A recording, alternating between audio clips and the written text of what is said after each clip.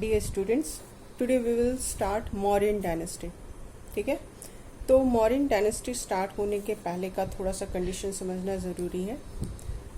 जिस समय मौर्यन डायनेस्टी का स्टार्ट हुआ उस समय हमारी कंट्री में लगातार फॉरेन इन्वेजन्स हो रहे थे, फ्रिक्वेंट फॉरेन इन्वेजन्स हो रहे थे।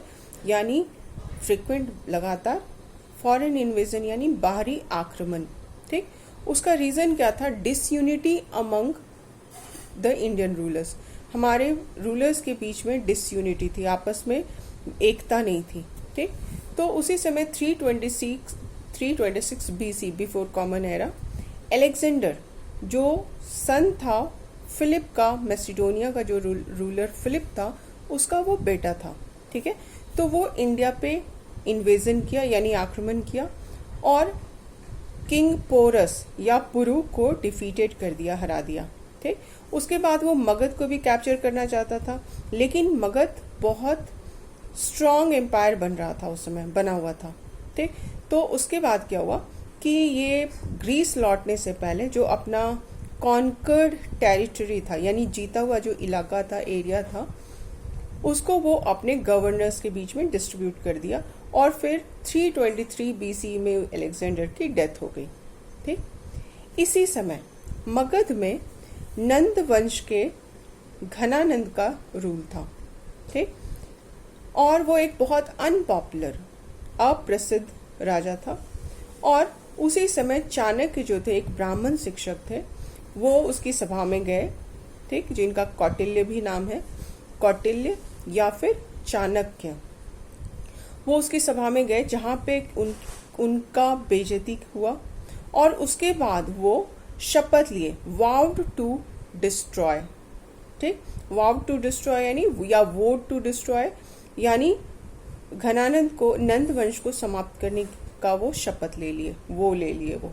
ठीक है, इसके बाद उनकी मुलाकात होती है चंद्रगुप्त मौर्य से, जो उस समय अभी बच्चा है, बहुत बड़ा नहीं है।